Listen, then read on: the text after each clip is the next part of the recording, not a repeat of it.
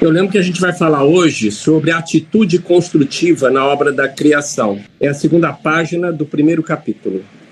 Quinto parágrafo no texto. Esses próximos 2 parágrafos é um dos mais expressivos do livro, na minha opinião, tá? Principalmente para nós que temos um conhecimento espírita, ele é muito reflexivo. Veja o que a irmã se fala. A atitude construtiva na obra da criação depende da habilidade de relativizar. Eu já estou adiantando que o nosso cérebro não gosta de relativizar e vou explicar o porquê. Até mesmo a experiência, por mais preciosa, olha que lindo, gente, até mesmo a experiência, por mais preciosa, necessita ser continuamente repensada, evitando a estagnação em clichês, que nosso cérebro adora. Bom, eu já falei para vocês, gente, que o cérebro não gosta de gastar energia, ele não gosta de sair da zona de conforto, uma questão de sobrevivência milenar. Do seu animal e o nosso também é assim. Claro que nós temos o córtex pré-frontal, que é a capacidade de tirar todos nós daquele automatismo do dia a dia, do come, dorme, reproduz, procura abrigo. Você pode estar achando que eu estou falando de coisa de homem da pré-história, estou falando de nós, viu, gente? Tudo que você faz e eu faço dia a dia é para isso, é para atender essas funções. Você trabalha, você paga, você estuda, você faz atividade física, você come, você viaja, é tudo para atender no fundo, no final da soma, é isso. Reprodução, é justamente sobrevivência, é justamente sono. Então, eu quero que vocês entendam que o cérebro, no final das contas, ele quer isso. Lembre que o cérebro é o principal, é um órgão, é uma estrutura, é uma máquina de procurar significados, de procurar valor. Guardem isso. Quando não tem significado, encontramos sintoma. Se não tem significado, não tem valor, encontra sintoma. Então vamos lá. A habilidade de relativizar, gente, ela está comprovada cientificamente que ela diminui o estresse, ela melhora a nossa função mental e ela desenvolve em nós uma capacidade importante, que é a capacidade de resiliência. O que é relativizar? É encontrar equilíbrio nas situações, porque o cérebro não gosta de ter dúvida. Ele tem que ser 880, e a vida não é assim. A gente sofre muito por esse 880. Por isso surgem as crenças, e surge o que nós chamamos, que eu falei da última vez, expliquei aqui, que são os vieses cognitivos. O que é viés cognitivo? Todos nós temos ele. Ele é sustentado por nossas crenças. Aquelas crenças que fomos feitas pelos nossos pais, cultura, religião e vai por aí afora. Todos nós temos crenças, elas são importantes para nós. Algumas crenças são, infelizmente, tóxicas, limitantes, que impedem da gente dar o primeiro passo, de tomar decisões, etc. A gente vai falar depois mais sobre elas. Mas o que é o viés cognitivo, gente? É justamente uma trilha pequena que o nosso cérebro pega para tomar uma decisão. Então, ele não leva em considerações, nós não levamos em considerações muitas questões ao tomar uma decisão. Então, o cérebro, muitas vezes, resolve, assim, as condições do nosso no dia a dia, desde falar, eu vou jantar hoje, eu vou comer fora, eu devo começar essa relação afetiva ou não, eu devo me inscrever nesse concurso ou não. As coisas mais do dia a dia sempre terão um viés cognitivo, que o cérebro pega um atalho para decidir rápido. Então, quando a gente fica pensando muito, esse viés cognitivo ele fica balançado. Então, esse viés cognitivo é uma função cerebral que todos nós temos 24 horas, que é um atalho que o cérebro pega. Muitas vezes funciona, mas muitas vezes nos pega uma peça, dificultando uma decisão. Então, o nosso cuidado de ter esses clichês que ela está falando.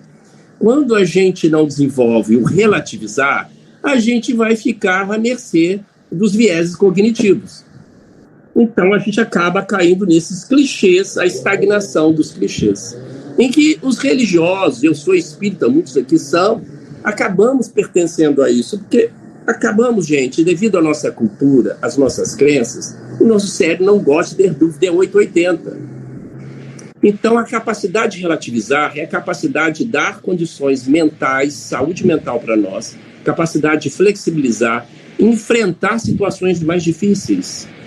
E quanto mais rígido num ponto de vista, o 880, mais difícil a gente tem para enfrentar situações estressantes. Tanto que muitos crimes ocorrem assim. Muitos suicídios ocorrem assim. Muitas brigas, desistências, problemas de família, discussões que levam a agressões ou difamações. Acontece porque nós não temos a capacidade de relativizar. De que a coisa não é bem assim. Vamos ver para o outro lado? Vamos ver outras questões? Então a gente não consegue relativizar. E o cérebro não ajuda em nada nisso. Por isso que nós temos isso no córtex pré-frontal, essa capacidade de metacognição, de ver novos pontos, novas trajetórias. Metacognição, que está aqui atrás da testa, é uma das funções do córtex pré-frontal, nossa capacidade de ir e vir, de dar novas estratégias, pensar o que eu estou pensando.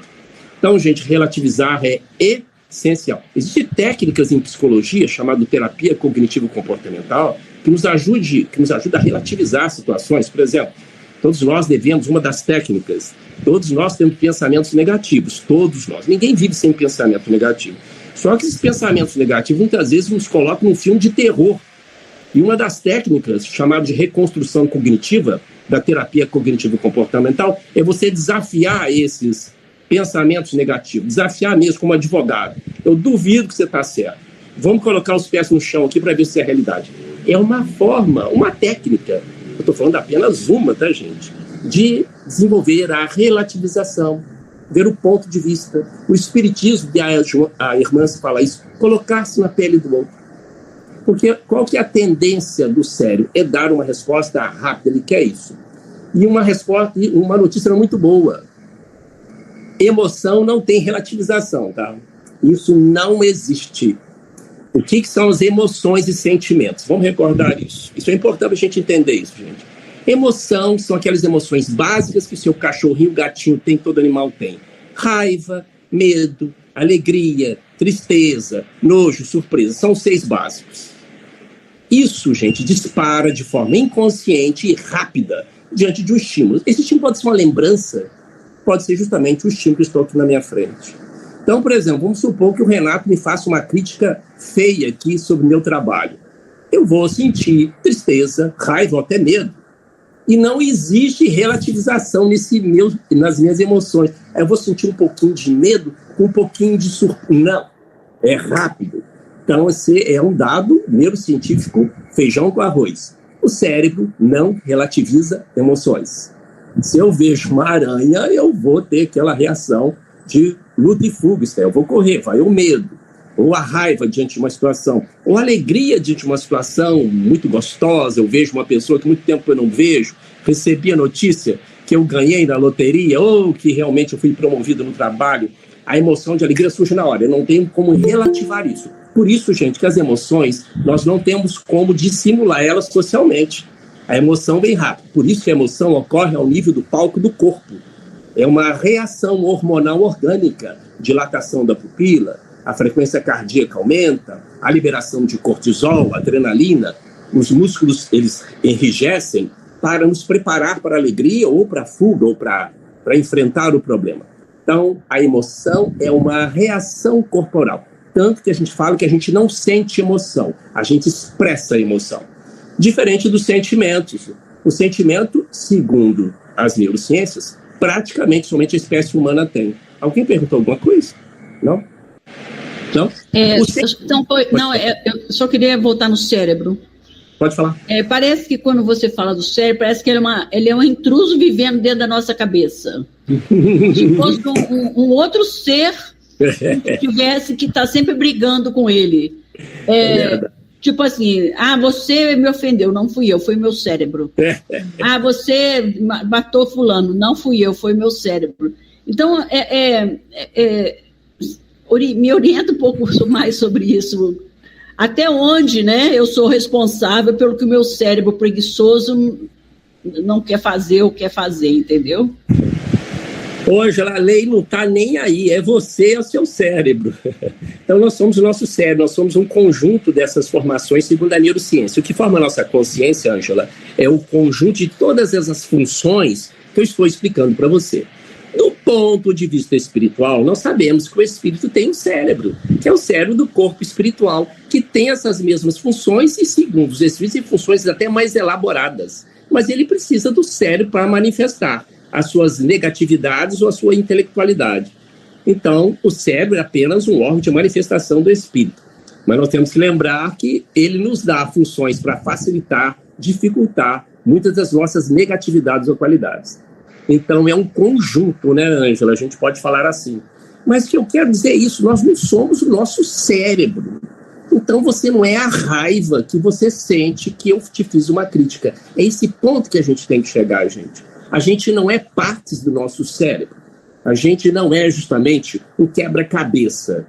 Então, até no nosso meio, as pessoas tendem justamente a desprezar as emoções ou esconder as emoções. Na nossa família é assim, na religião é assim.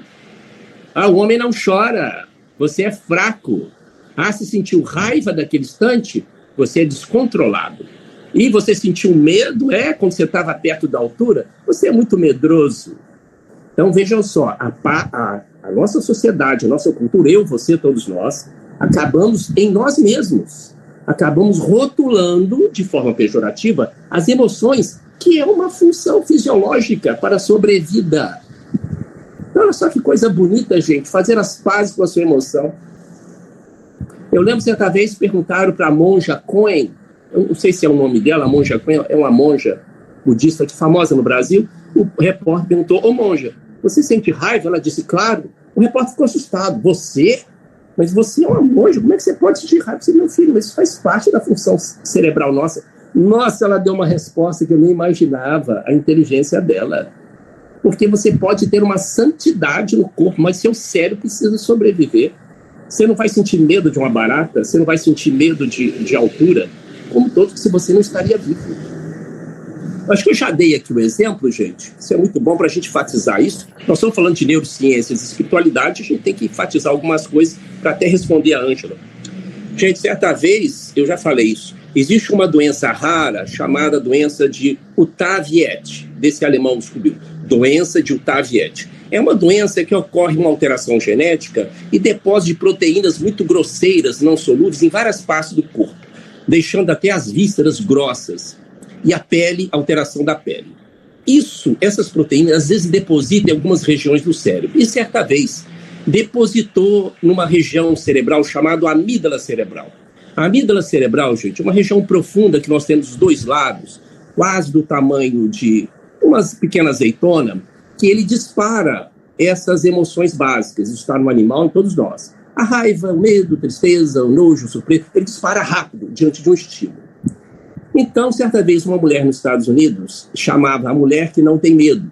Ela era uma pessoa inteligente, íntegra, não tinha distúrbio psiquiátrico diante das pesquisas, mas ela tinha a doença de Utaviet, de Urbaviet, desculpa. Essa doença, portanto, ela tinha uma degeneração da parte da amígdala que não produzia medo ao longo da sua vida. Só para vocês terem uma ideia, ela morava numa região dos Estados Unidos de risco social. E muitas vezes ela foi ameaçada com faca no pescoço mais de uma vez em uma determinada praça perigosa. E ela continuou passando pela praça durante meses. Um estudioso médico holandês desta doença, ao ver essa mulher, ele ficou surpreso de como ela ainda estava viva. Assim, como pode essa mulher estar viva? Ela não sente medo de nada. Ela não entendia, vejam só, ela não tinha outras alterações cognitivas, psiquiátricas. Alguém poderia falar: essa mulher é louca. Não, ela apenas não sentia medo. Então vocês veem o problema da falta de emoção. As emoções, gente, é uma resposta a um estímulo interno e externo. Não quer dizer que a gente tenha que segui-la, mas ela é um sinal que acende. Então, só para explicar para a Ângela da importância de todos esses circuitos no nosso cérebro para nos fazer sobreviver e manifestar o que nós temos de positivo e negativo. Mas nós não somos uma parte desta função. Nós não somos uma parte. Pode falar?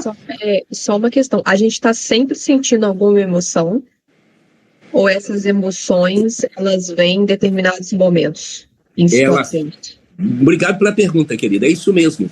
Nós só temos emoções diante de um estímulo interno e externo, seja um pensamento ou seja justamente algo do nosso externo. Existe uma coisa em neurociências do comportamento das emoções chamada de competência emocional. Vocês, por exemplo, que estão aí com esse mouse aí em cima da mesa, o mouse que está em cima da mesa não tem nenhuma competência emocional em vocês. O que é isso? Não dá nenhum estímulo emocional, nem raiva, nem medo.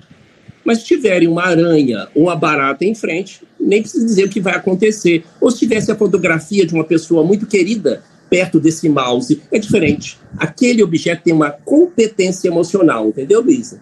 Então, tudo que tem competência emocional, seja um contexto, uma pessoa, um objeto, um animal, uma lembrança, um pensamento, isso vai desencadear e disparar emoção. E qual que é a diferença de emoção para o sentimento? O sentimento, que são N's, vários, infinitos, os sentimentos são justamente o significado que atribuímos à emoção. Quem dá isso é o córtex, principalmente pré-frontal, ou as regiões corticais. Por isso existe uma briga ainda no meio neurocientífico de que os animais teriam sentimentos. Parece que os animais têm alguns ensaios de sentimento, como a inveja, que eu já citei aqui, que foi descoberta nos cães, que parece que os cães têm inveja dos seus donos. É um trabalho muito bem elaborado com neurocientistas. Mas existem sentimentos muito elaborados. Portanto, uma máxima, não existe sentimento sem emoção, tá? Não há sentimento sem emoção. A emoção, por menor ou maior, ela vai ser produzindo. Então, o sentimento é que dá o significado. A emoção, a gente muitas vezes não consegue esconder, não. Mas o sentimento a gente consegue. A raiva, eu não consigo esconder, não. Mas o ódio eu consigo. Tá, gente? Pelo menos na maioria das vezes. Então, o sentimento não expressa no corpo físico, até certo ponto, tá? Mas a emoção é uma avalanche, justamente, de cortisol, adrenalina, outros hormônios e neurotransmissores, e faz parte da nossa sobrevivência. É por isso o estresse da gente. Existe ansiedade fisiológica. Todo mundo, diante de uma prova, diante de uma viagem, diante de uma entrevista, tem que ter essa reação, essa descarga de cortisol e adrenalina para se preparar para enfrentar o animal, o leão da savana africana. É o nosso dia a dia, isso faz parte. Mas imagina uma pessoa que sente isso todo dia. Entra no trabalho, vê um colega, não gosta, está estressado, se vai ser mandado embora ou não. Aí ele está liberando cortisol mesmo em pequenas quantidades. E adrenalina, frequência cardíaca aumenta. Isso é o que a gente chama de um estresse crônico, que pode levar a uma série de doenças, desde Alzheimer, morte precoce, hipertensão, diabetes. Eu nem vou entrar nessa área, que é muito extensa, de poder passar horas falando sobre isso. Então, vocês verem como é a importância. Oi, Luísa? Eu vou só dar um exemplo, assim, só para ver se eu entendi. Um exemplo, uma pessoa que que fica nervosa ao falar em público, dar uma aula, enfim, ela tem que se expressar ali e subir no público para poder falar. Primeiro, normalmente, vem o medo, que é a emoção. Sim, a emoção rápida, de sobrevivência. E depois a ansiedade, que já é um sentimento. Sim, a ansiedade é um sentimento. Você faz a interpretação, a leitura, e às vezes nem faz, porque as emoções são inconscientes, tá, gente? Emoção é inconsciente, ela vem muito rápido. Você me faz um desaforo agora que me xinga, isso bem rápido. Depois eu vou interpretar. Realmente, foi ansiedade. E às vezes eu nem interpreto, né? Que eu já vou agindo com base na minha emoção, no meu sentimento. Eu vou te enfiar a mão na cara. Olha como é que as coisas funcionam, gente. A gente vai falar daqui a pouco sobre racionalização das emoções e dos sentimentos. Eu vou falar daqui a pouco. Mas é isso, viu, Luiz? Então, isso aí que você falou, Luiz, falar em público, é óbvio que você vai sentir essa ansiedade. Se não sentir, está errado. Eu vi entrevistas de grandes oradores, eu que falo em público há muito tempo, eu sempre sinto isso, viu, Luiz? Mesmo falando há muito tempo. Então, eu vi cantores, eu vi palestrantes, eu vi até jogadores de futebol falando que toda vez antes de entrar no palco, no campo, eles sentem essa ansiedade mesmo depois de muito tempo. E eu vi um dos deles falando assim, olha, se eu não sentir, a coisa está errada. Então, isso tem lógica do ponto de vista neurocientífico, tá? Perfeitamente, que prepara a criatura para o estresse, para o desafio. É natural. Muitos pacientes chegam, doutor, eu vou fazer uma cirurgia, eu estou muito ansioso. Que bom, natural, está funcionando direito. Você está com medo, você está realmente preservando a sua identidade. Vou fazer uma prova, vou fazer uma viagem, vou enfrentar o desconhecido. Tá claro. É por isso que médium sente medo de espírito, viu, gente? Mas você é médium há tanto tempo, frequenta a reunião mediúnica há 50 anos, que vergonha. Vergonha é nada, eu tenho um cérebro saudável, meu cérebro não entende isso ainda. Eu cognitivamente entendo, racional. É um espírito da minha mãe, está fora do corpo, mas meu cérebro não entende. Como é que de repente vai aparecer dentro da minha sala uma pessoa falando comigo, se ela não abriu a porta no meio da noite? O cérebro básico, animal, ele ativa na hora. Ele quer sair correndo, ou gritar, ou fechar os olhos. Então, gente, não tenha medo. Viu os espíritas aqui, os médios, podem sentir medo à vontade, tá bom? faz parte do ser humano. É exatamente, Renato, é isso que a Ângela disse, nós não somos o cérebro, embora ele seja parte da nossa sobrevivência e da vida nossa. E ele nos permite até ter qualidades que o espírito não tem. Então o cérebro permite isso. Não, é verdade. Renato, obrigado pela pergunta. Todas essas emoções que eu falei, gente, se vocês abrirem um tratado de neurociências, são emoções reconhecidas em todas as culturas, tá? Essas emoções é um consenso. Tanto que existem outras emoções secundárias que estão em discussão. Se a paixão seria emoção ou sentimento. Eu não vou entrar nesse assunto, a gente depois discute sobre paixão, é muito legal. Mas, por exemplo, Renato, a paixão seria um sentimento e emoção, está discutindo até hoje entre os neurocientistas. Mas essa que eu falei, que você falou do nojo, é universal. O que acontece, Renato, as emoções, elas têm intensidades diferentes, tá? Emoção é emoção. Não tem tristeza com um pouquinho de alegria. Não, tristeza vem, não tem como relativizar isso. Agora, a intensidade vai depender da competência emocional, do que eu falei, da estrutura que está na sua frente, do contexto, da pessoa, do animal, do bicho, do perigo, da intensidade. Quem dá justamente essa intensidade também é o corpo amidaloide, de acordo com as memórias e lembranças daquele objeto, daquela situação, né, gente? Quem aqui já foi picado por uma cobra ou picado por uma aranha, igual eu fui picado por uma aranha certa vez? Poxa, eu vi uma aranha hoje, é bem diferente da intensidade que vocês vão sentir ao ver uma aranhinha. Eu vejo uma aranha, estava até hoje aqui vendo uma aranha, eu acho que não sei se era uma sombra, aquilo já despertou o meu medo. Então, vocês verem, a minha memória emocional é mais intensa do que a de vocês, fazendo com que o medo seja mais rápido, tá? Mas é isso, Renato, foi uma forma poética deles em criar aquela... É uma forma poética, né, simbólica. Achei muito bacana o desenho, mas não existe relativização, sim, tá? Existe intensidade diferente para a emoção. Mas eu respondi você, Renato. Inclusive, essa intensidade de emoção, né? Você está falando aí, quando a pessoa entra para fazer um show ou para fazer uma palestra, costuma esses artistas, né? Depois eles até comentam isso, terem crise de pânico, né? Eles têm crise de pânico no palco, tem crise de pânico antes de entrar, o que já é o quê? Já é uma ampliação da emoção, não é isso? Ele está tão nervoso, com tanto medo, né, de enfrentar aquilo, que a ansiedade passa a ser patológica. Eu imagino que deve ser isso, né? Hoje, nesse caso, é o pânico. O pânico é o medo patológico, é a ansiedade patológica. Aí não seria somente a exposição daquela tarefa. Ele provavelmente teve alguma experiência negativa naquela exposição, sabe? Por exemplo, estou dando um chute aqui, um show mal feito, foi muito criticado, pode ser que ele comece um pânico depois daquilo, faz o show, mas começa a entrar em pânico toda vez que é exposto ao público. Aí existem outras causas, tá? Mas é o medo patológico que aí realmente congela a pessoa, realmente. E precisa muitas vezes de tratamento psicoterápico ou farmacológico. Mas bem colocado, Ângela. Alguma pergunta a mais sobre isso? Por isso, gente, a nossa capacidade de relativizar, o nosso cérebro, lembra, ele não gosta disso, mas nós temos que exercitar isso. Relativização é o equilíbrio ao ver pontos de vista diferentes. Porque isso leva ao clichê, gente. É clichê, resposta rápida. Eu sou espírita, eu vejo alguém fazendo a coisa errada. Eu vou falar, isso é realmente obsessão ou é karma?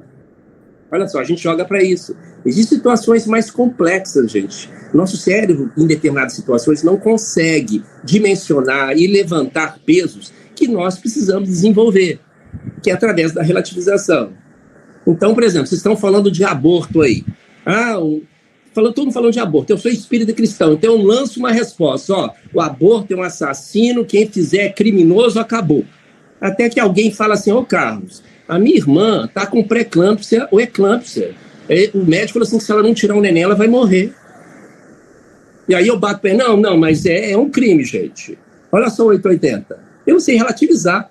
A mulher vai morrer e vai ter que salvar a vida dela. Como é que vai ser a situação? Então, eu só coloquei essa questão de como a gente não consegue relativizar e vai para os extremos. Os extremos levam essa questão dos clichês e vai para aí a agressões, vai para distanciamentos, vai para engessamentos. uma série de coisas. Todos nós aqui não fomos preparados para relativizar, viu, gente? Isso é uma questão cerebral e cultural, de sobrevivência. Mas nós precisamos fazer, por isso que nós estamos aqui. A religião, por outro lado, quando ela vem bem vivenciada, ela ajuda isso. O espiritismo tem esse lado lindo, o budismo, da capacidade de relativizar as coisas. Porque eu lembro da passagem do espírito Hamed, através da mediunidade de Espírito Santo Neto.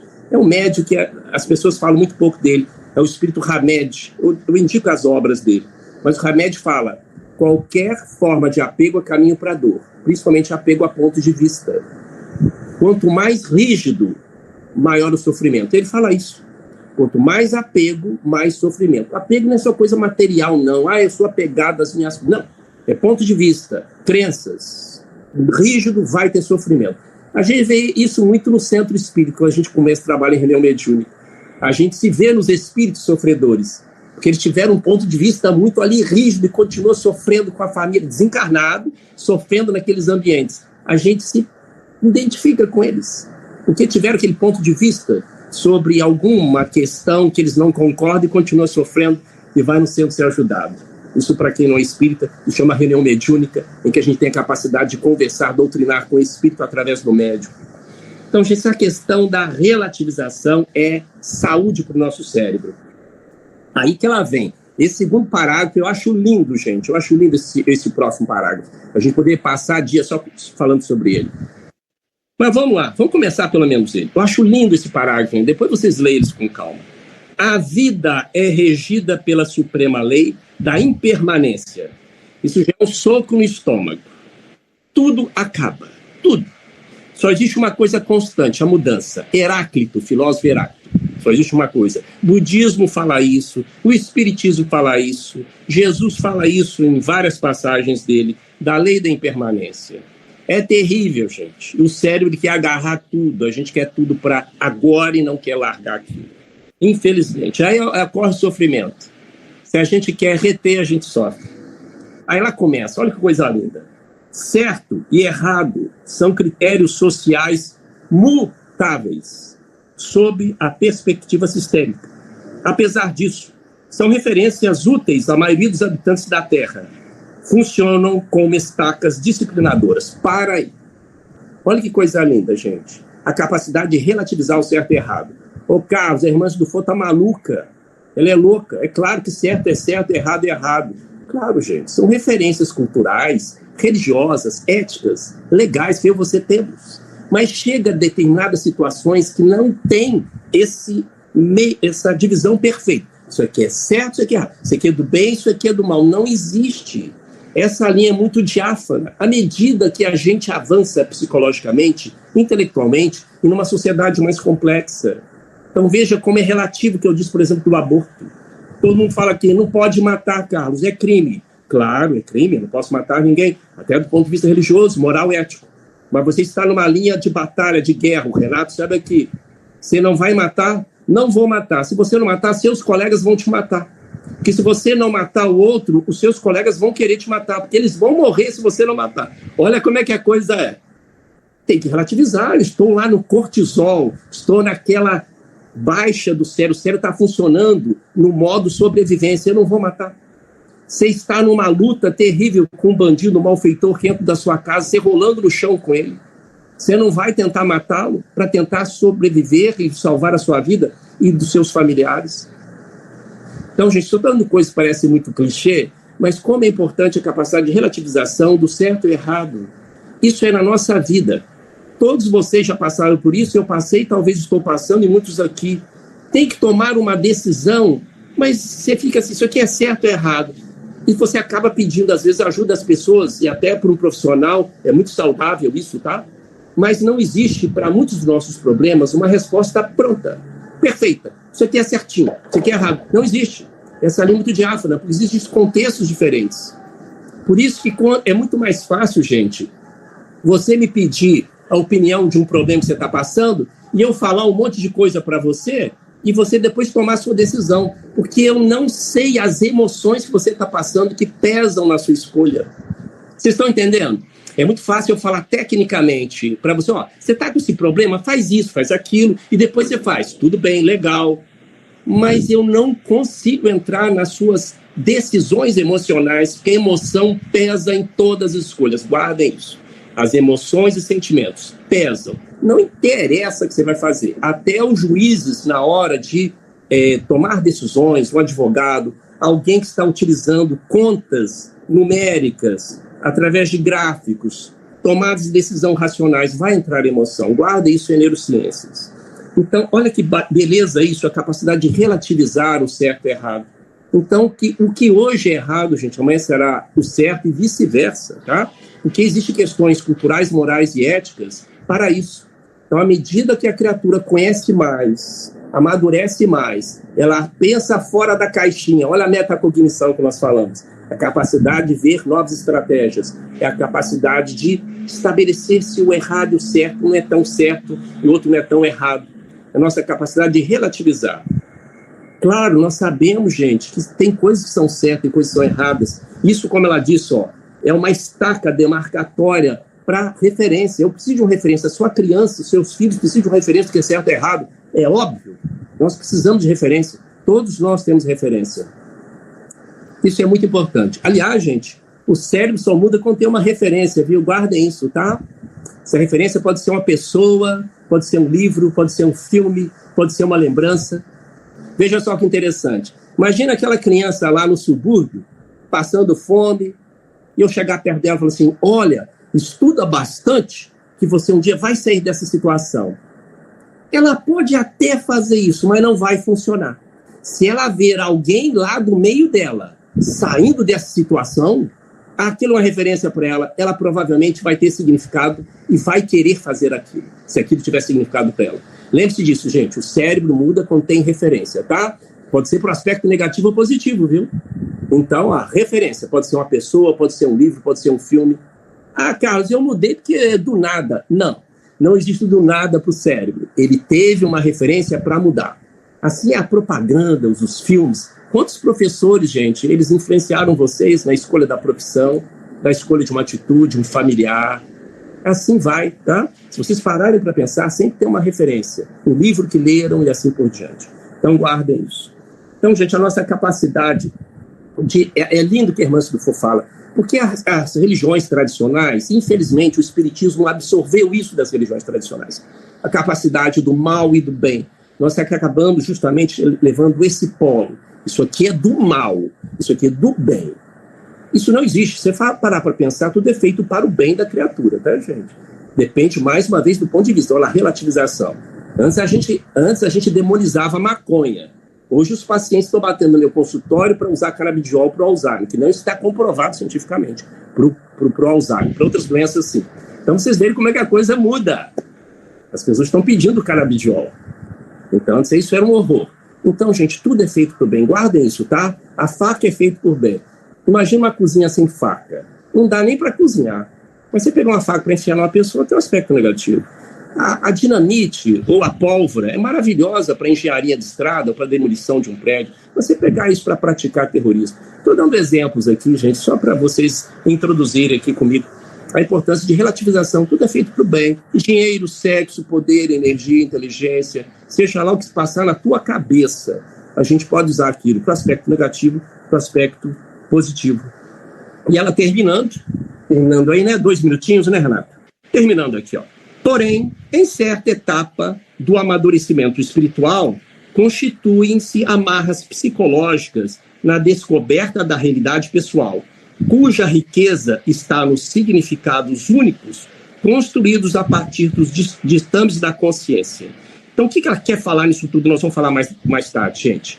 Que é a valorização da nossa realidade pessoal. Vai chegar o momento que nós somos convidados a sair do modus geral, da moda, de que todo mundo pensa, do comportamento de bando, do comportamento de tribo, do cérebro que usa somente o espelhamento para continuar repetindo as coisas. Lembra o que eu falei?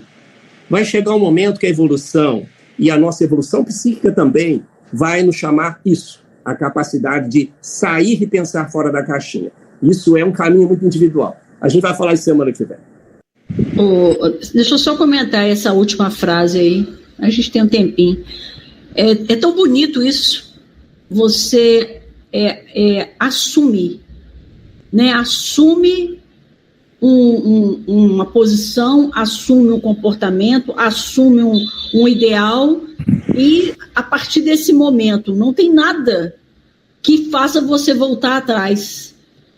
Você não vai ser mais distraído, né, pelas coisas supérfluas, ou por essa ou aquela moda, ou por esse ou aquele líder, porque você, a partir de então, você se estabelece, adquire. Então, acho que é isso que nós estamos em busca, dessa maturidade, e falar assim, não, é assim que eu estou agora, e nada mais me demove. É lindo isso, adorei. Belíssimo.